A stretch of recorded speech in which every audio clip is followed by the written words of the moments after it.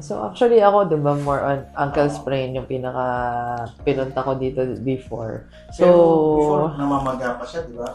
yes. So, compared din sa kabila. Now, yun. As in, yung movement ko, wala nang yung immediate pain. Minsan kasi nung pumunta ako dito, parang yung immediate na galaw, may pain agad.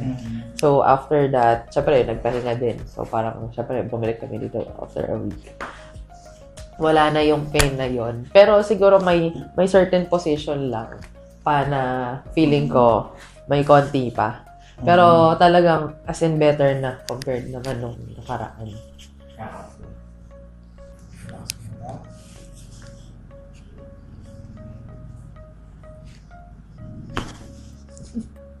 Ano?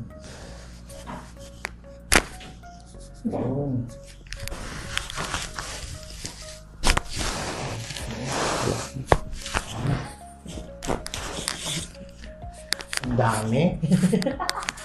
Morning kasi. Pigilan mo ako, ha?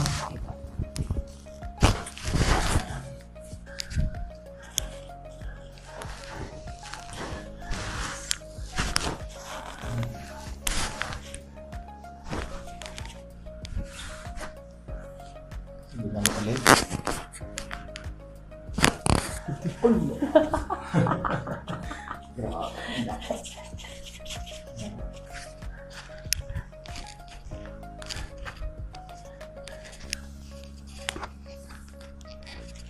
Wala pa ba?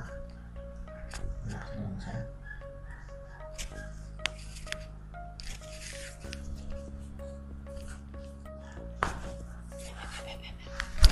Naging pilay yan sa akin.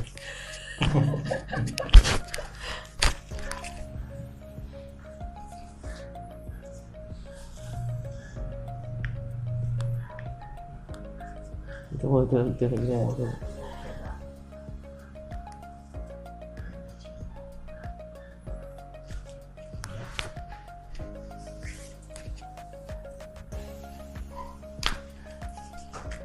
Setter. Saging yan. Mga daliri ko din yan, ha? Setter kasi. Sure.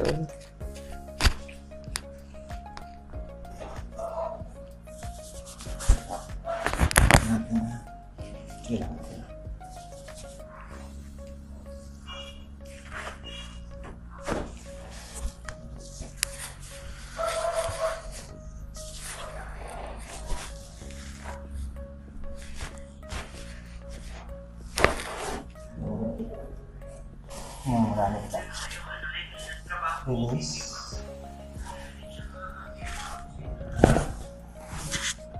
Ang lalim. Release. Yan. Yan, malalim ulit.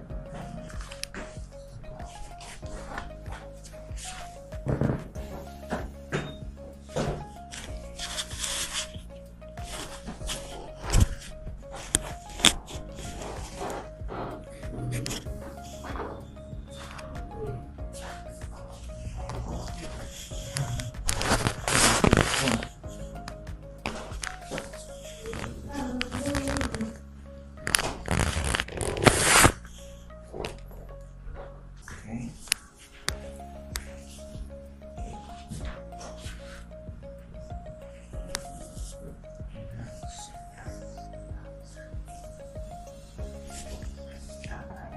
Sabada ba?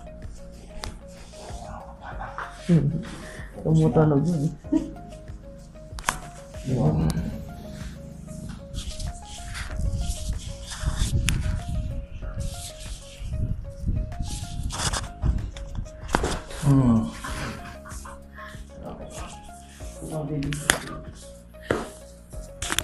Saka pinagawa ng bigas mo para Yeah.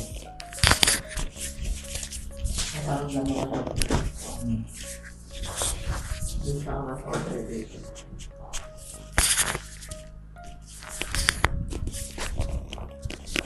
Hindi masakit eh. Kasama ng boto yun, yung parang hindi ako makakagalaw ng mga... Hindi mo yung kamay sa dito. Yung sa akin ang nangyari. So yun nga, so regarding ang mas talaga ankle sprain yung pinaka-naging problem.